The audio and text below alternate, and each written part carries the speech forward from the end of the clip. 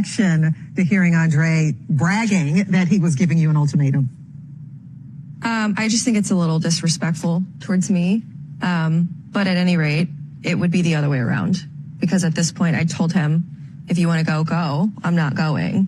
So that's your ultimatum. If you want to play that game, I can play that game too. Because it's not happening. Andrei, it seems like she's made up her mind. In this relationship, I'm wearing the pants, if you haven't noticed. Okay, go wear them in Moldova. Well, certainly I will. They didn't see it coming. Not the host, not the cast, not even Elizabeth, and certainly not the millions watching. One moment Andrei was seated in silence, hands crossed, eyes cold, saying nothing while everyone else argued.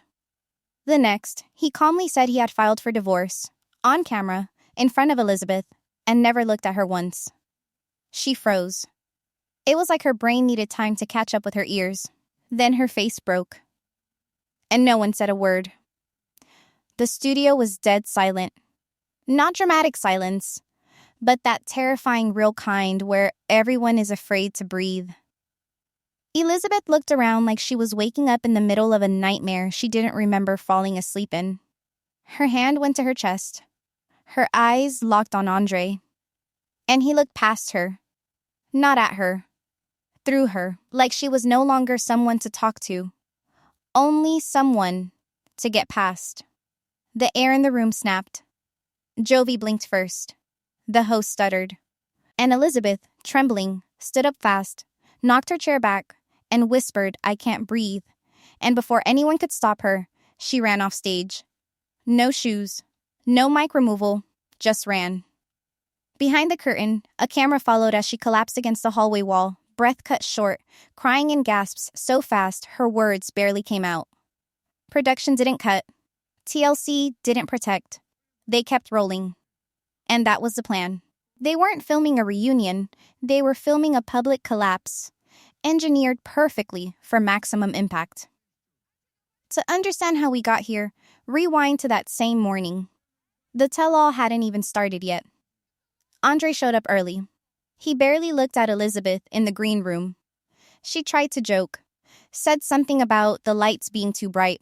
He nodded once, said nothing, no eye contact. His body language was off. She smiled harder to balance it out, the way people do when they feel something shifting, but aren't ready to name it.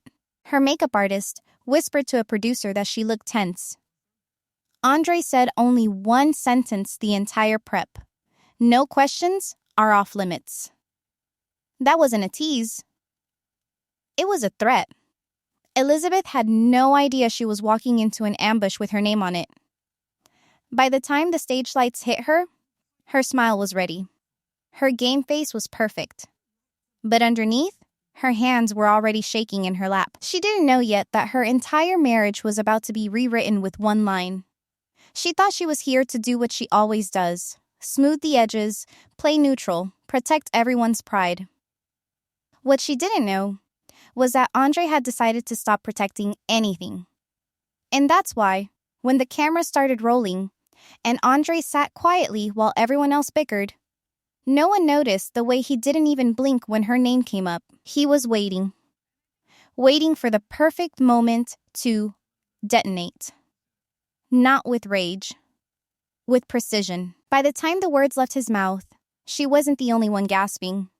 Offstage, the control room was already pulling alternate angles. Jovi was staring across the set in disbelief. Yara hadn't moved. Her hand was gripping the side of her seat like the floor might drop out beneath them.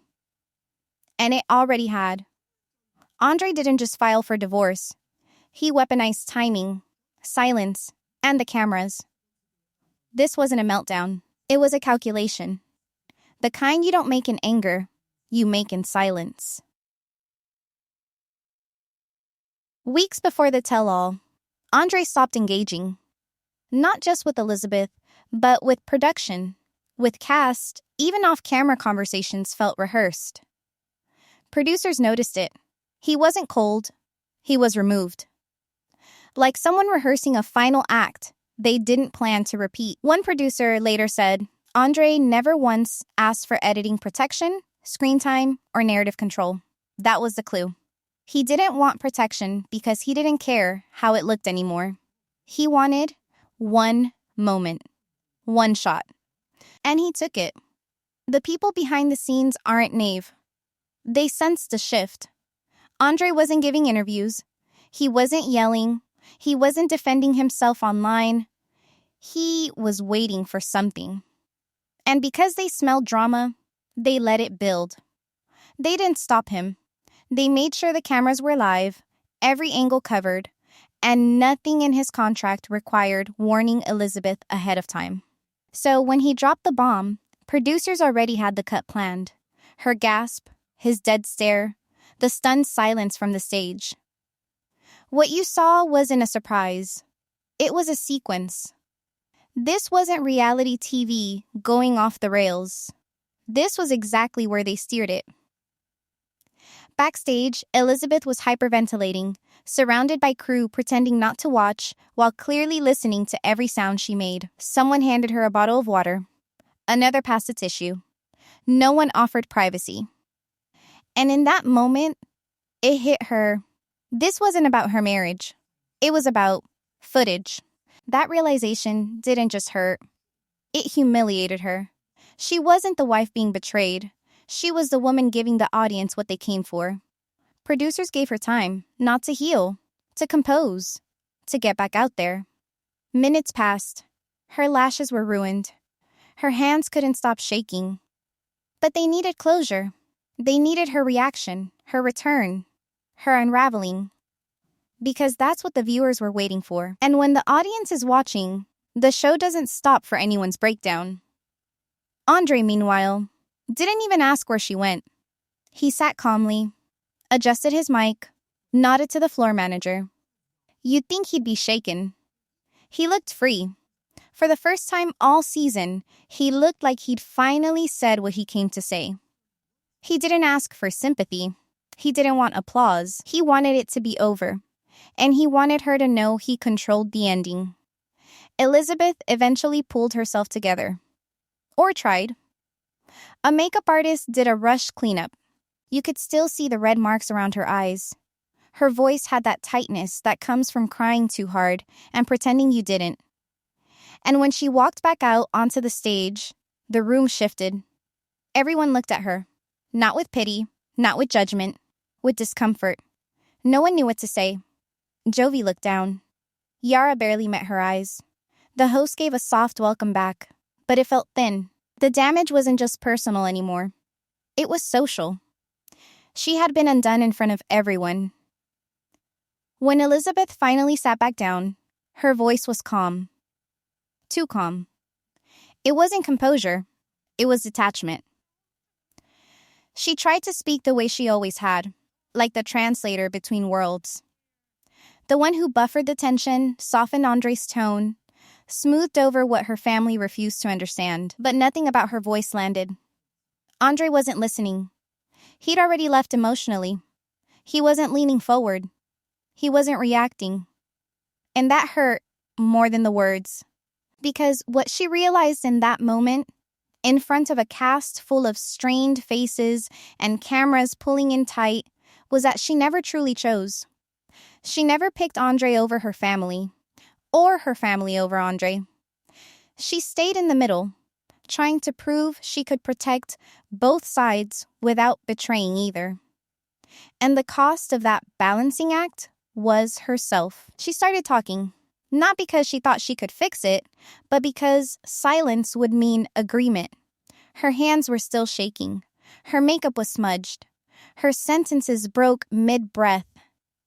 And yet she still said things like, "We've been through so much, and this isn't what I expected today," hoping he would blink. Hoping he would look at her like he used to. But he never did. Andrei stared straight ahead. His body language was final. And when she tried to touch his arm, even slightly, he shifted away like the moment wasn't worth defending anymore. The panic attack backstage wasn't weakness. It was years of silence, finally clashing with a moment that couldn't be denied. Her identity was built on compromise. She became the daughter who kept peace, the wife who defended both sides, The mom who made excuses for everyone so her child wouldn't grow up watching tension. She wore so many masks for so long, she forgot which one was her face. And when Andrei stripped away the performance, live on stage, she wasn't just humiliated, she was erased. Andrei's words weren't loud, but they were brutal. "I've made peace with this already," he said. That sentence shattered her, because it meant he hadn't just left in that moment. He had left weeks ago, maybe months, and every conversation they'd had, every smile, every shared post online was maintenance, not intimacy. She tried to explain herself, that she didn't know how to stop defending everyone, that she didn't mean to lose his trust, that she never believed it would come to this. But each word made it worse, because it showed what the audience already feared. She hadn't been fighting to save the marriage.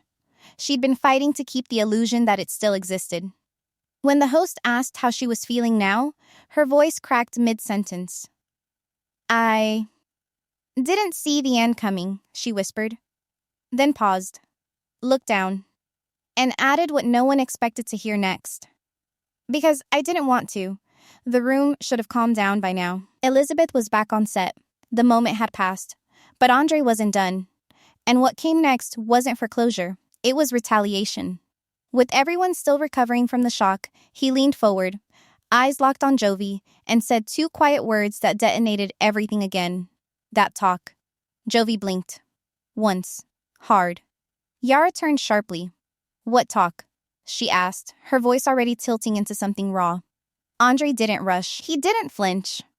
He said Jovi told him, off camera weeks ago, during downtime, that sometimes he thought about leaving, that he didn't know if he was really happy, that the attention, the pressure, the expectations were too much. Jovi looked caught. Not angry, not confused. Caught. His mouth opened slightly. No denial came fast. That silence? It was louder than anything Andrei had said all day. Yara didn't even wait. Her voice cut through the set like glass hitting tile. "You said that to him?" she asked, eyes wide, lips pressed into panic. This wasn't the moment where trust breaks with screaming. This was the quieter kind. The kind where someone stops breathing mid-question because they already know the answer. Jovi tried to explain. Said it wasn't serious. That Andrei exaggerated. That he was venting, not confessing. But Yara was already gone emotionally. You could see it. She pulled her sleeves down, crossed her arms. Her voice lowered. "Do you even want me?" And no one had an answer. Not Jovi. Not Andrei.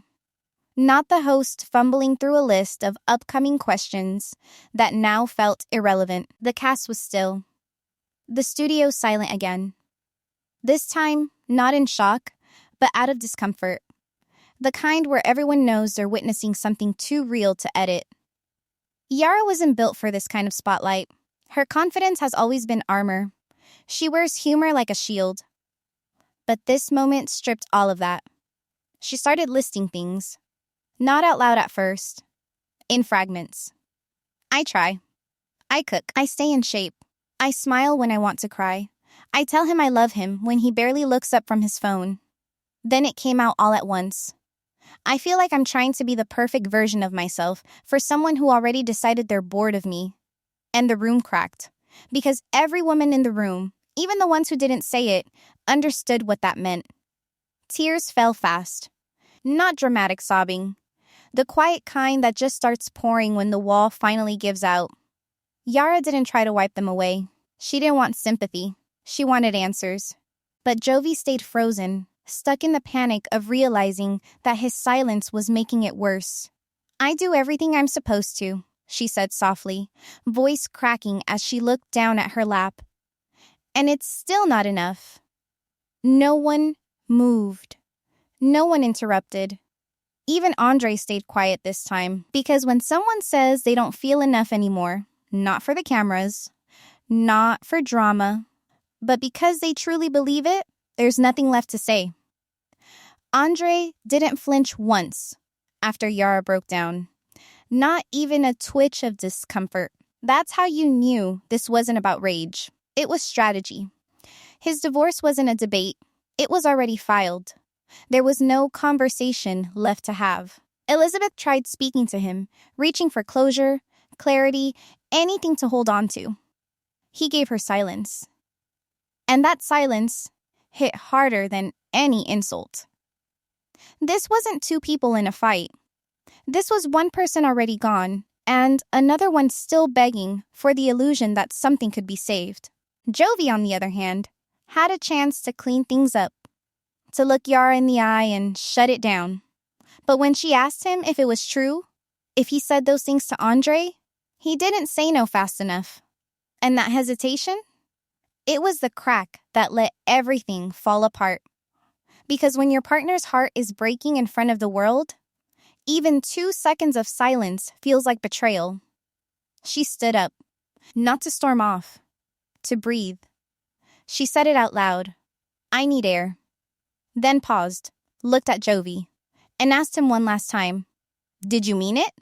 And still, he didn't answer the way she needed. Not loud, not clear, not fast. TLC didn't cut. They didn't shield. They didn't step in. They framed her pain and kept rolling. The host tried to move on, tried to shift back to safer ground, but the damage was locked in. Viewers weren't watching a segment anymore. They were watching two women slowly realize they'd been holding up relationships that had already collapsed. The difference was, Andrei admitted it. Jovi danced around it. Elizabeth, still shaking, didn't interrupt Yara. She couldn't. The pain was too familiar. Different language, same emptiness. They weren't sitting side by side, but the camera cut between their faces like a mirror. Two women caught in different stages of the same unraveling. At one point, Elizabeth looked off stage. A moment so fast you'd miss it. Like she was checking to see if anyone was going to intervene. No one did. Producers were behind the monitors. Silent. Focused. They weren't watching the cast fall apart. They were watching gold.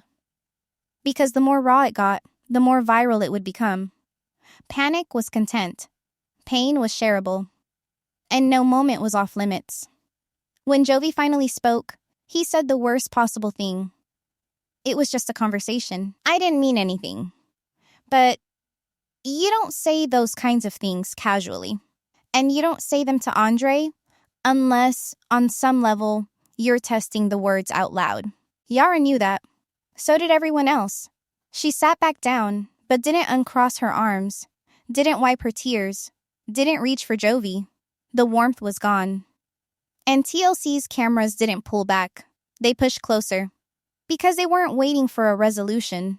They were waiting for the next collapse. When Dr. Janie Lacey walked back on stage, the chaos didn't stop. It froze. Not because people calmed down, but because they knew what was coming. She's not the therapist who hugs you through the pain. She's the one who dissects it in front of everyone, without flinching. And she didn't waste time easing into the discussion. She sat down, glanced at the cast, then said flatly, "We're past the point of repair until we deal with what's been ignored." No one moved. Elizabeth stared at her lap. Yara rubbed her hands against her thighs. Jovi leaned back. Andrei barely blinked. Dr. Lacey didn't ask questions. She made statements, and the room broke with every one of them. She said Andrei and Elizabeth's marriage wasn't failing because of arguments. It was collapsing under power struggles no one wanted to name. She pointed to years of unresolved resentment, external interference, and performative unity. Elizabeth kept trying to be the bridge. Andrei kept trying to be the authority. The result wasn't partnership. It was emotional exhaustion. Dr. Lacey looked directly at Elizabeth and said the loyalty split between spouse and family was unsustainable. You can't be the peacekeeper and expect peace to survive. Elizabeth didn't respond. Her chin trembled slightly, but she didn't lift her eyes. Dr. Lacey turned to Andrei. You were waiting for her to choose you fully. She never did. Andrei nodded, slowly. That's accurate, he said, and that hurt more than if he'd yelled. Because in that moment, It was clear that the collapse wasn't sudden. It had been rotting slowly behind smiles and Instagram captions and half-finished conversations. Elizabeth finally spoke, voice low. "I thought I could balance it all." Dr. Lacey shook her head. "You balanced nothing. You absorbed it. And now, you're empty." Then she pivoted to Jovi and Yara. Called out emotional avoidant behavior masked as humor. Named Yara's insecurities without judgment. Exposed Jovi's passive aggression without shaming. Said what no one wanted to admit. Couples therapy won't fix what hasn't been addressed individually. Without facing your own damage, joint sessions are rehearsals, not healing. Yara whispered that she didn't want to be broken. Jovi said he didn't mean to make her feel replaceable. Dr. Lacey replied, "Intentions don't matter when behavior repeats." Jovi looked away. Yara wiped her cheek. And still, the cameras didn't cut. By now, the studio wasn't reacting. The cast was emotionally drained. But Dr. Lacey didn't soften. She warned the audience without ever turning to them. If you keep watching these marriages like their performances, you'll miss the signs you should be seeing in your own. Andrei crossed his arms. Elizabeth was shaking. Yara was silent. Jovi looked like he was still trying to come up with the right words to get a second chance. Dr. Lacey stood, looked at both couples, then said what sealed the room shut. It was never sustainable. When the cameras finally cut, it wasn't relief. It was echo. The kind that hangs in a room after something's broken, and no one wants to be the first to speak.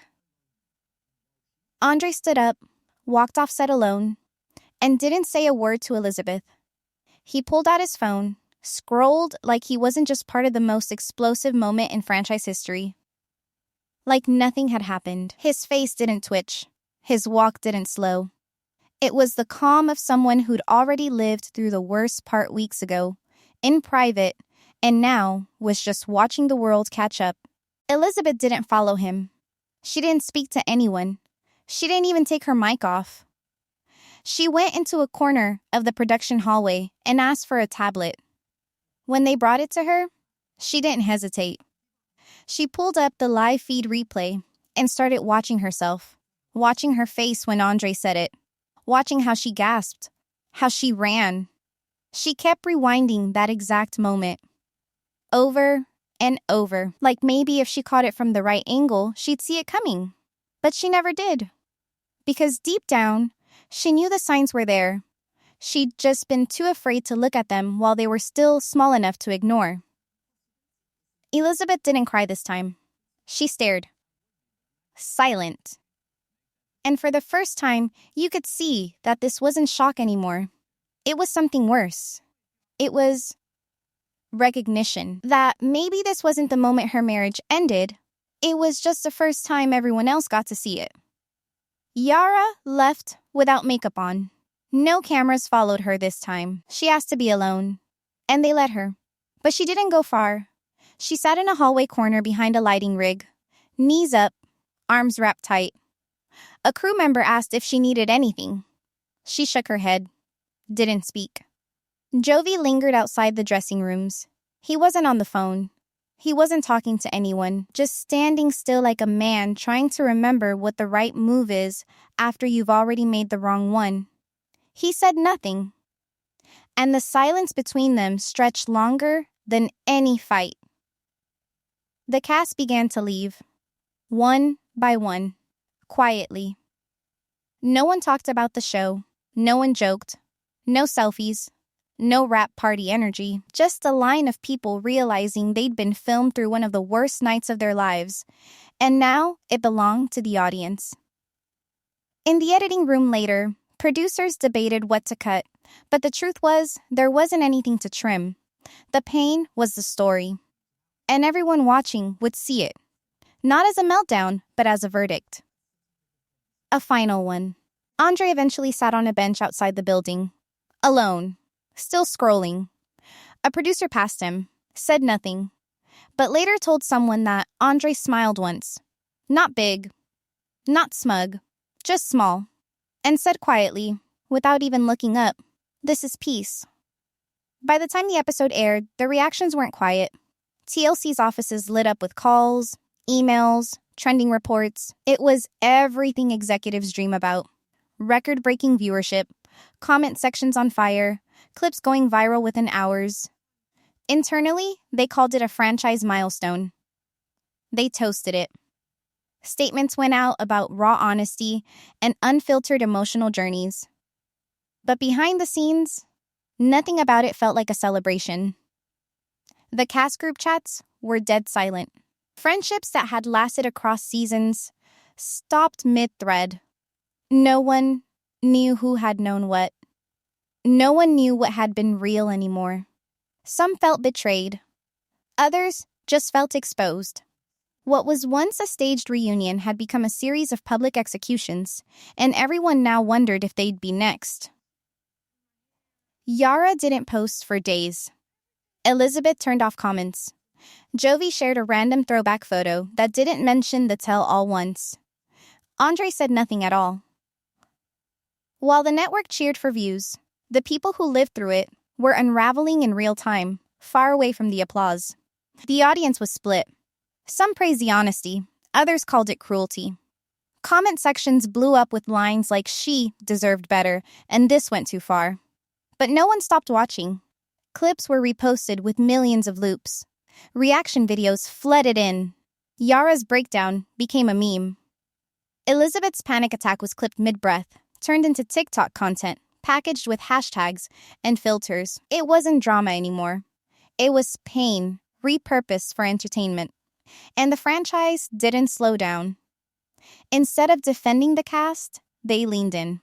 They released teasers using the most painful moments, slow zooms on Yara crying, silent footage of Elizabeth walking off set, Andrei saying "I'm done" like it was a tagline.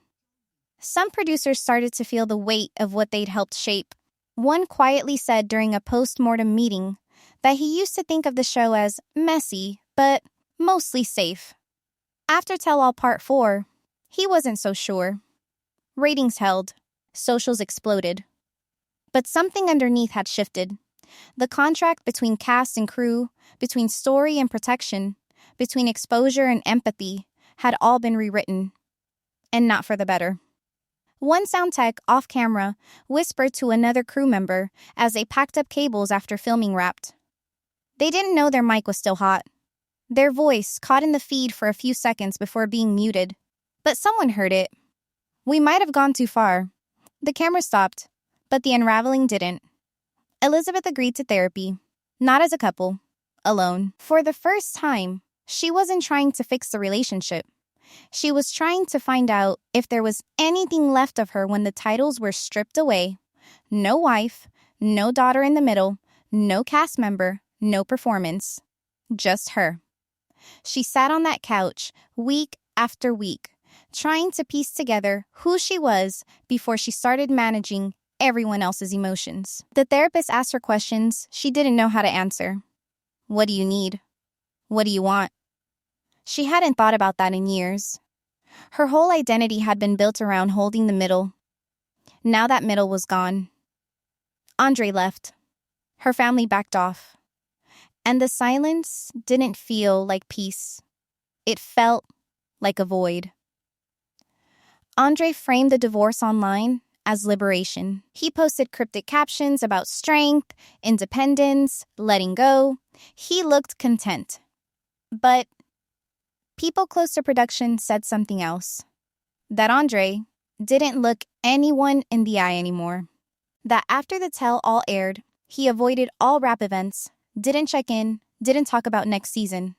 His feed said freedom, but the people who saw him said isolation. Viewers started watching the clips differently. Not like entertainment, but like a warning. Messages flooded Elizabeth's inbox. Women saying they saw themselves in her. Saw the moment she broke. Saw how long she held on. Some said thank you. Others said sorry. She read them all. Yara, meanwhile, didn't recover. She stayed, but she changed. She began listening harder, watching closer. Every text Jovi sent, every pause in his tone, every time he looked at his phone instead of her, felt like a clue. Like a sign. like proof she wasn't imagining it. She didn't scream. She didn't accuse. But she stopped being carefree. Friends said she stopped joking the same way. Started second-guessing every outfit, every selfie, every meal. As if maybe she could reverse time by being prettier, sharper, quieter. Like if she gave him one less reason to feel pressure, he'd forget he ever said he wanted out. Jovi tried. Kind of. He apologized often, but rarely with action. He bought flowers, planned dinners, said the right things, but they felt rehearsed. Yara knew the difference between damage control and change. She didn't call him out. She internalized. And the cost of that silence grew heavier every day. Fans started wondering why she was still there, why she stayed. But staying isn't always about hope. Sometimes it's about fear. Fear of confirming what you already suspect. Fear of starting over. Fear of watching yourself come undone in public again. She told a friend during a quiet off-camera moment that she couldn't breathe properly anymore.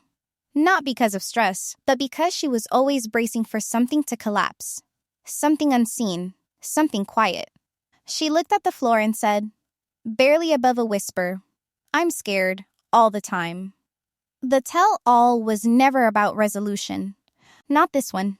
There were no happy recaps, no hopeful reunions, no couples holding hands backstage, whispering promises to try again.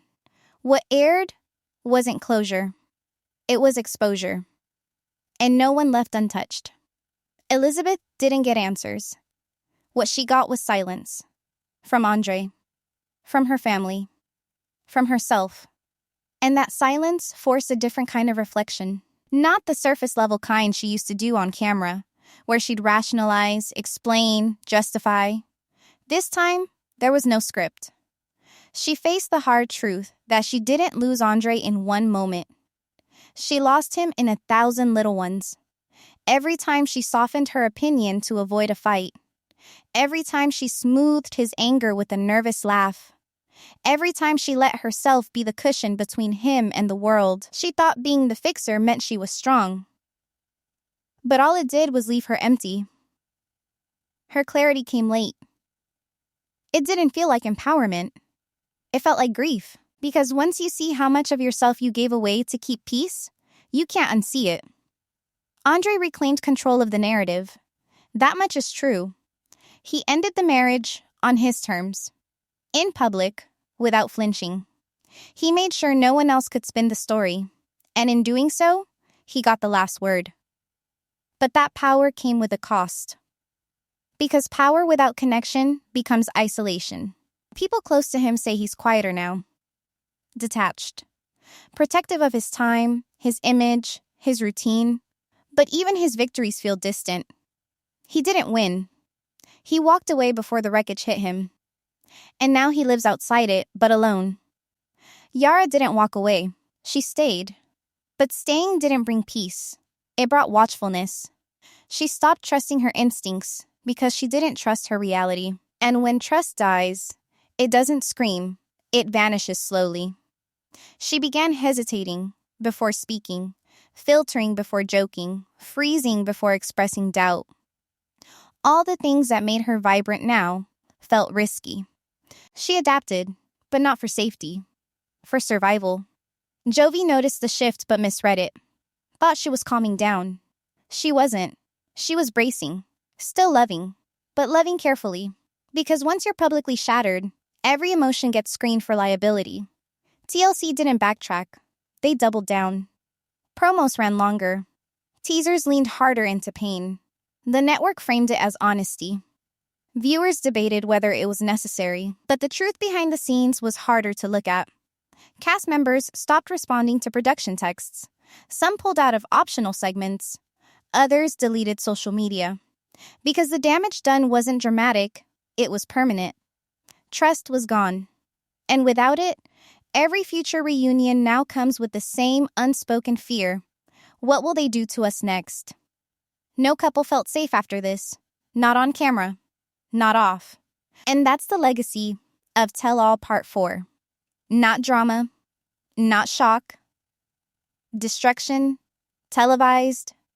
Not fiction, not scripted, just real people absorbing emotional damage while the rest of the world watched. The final voice of the season wasn't a toast or a thank you. It came from a producer in post, reviewing the footage. He watched the breakdowns, the silences, the moments that couldn't be edited into anything softer, and he shook his head. They signed up for reality, he said. What they got was destruction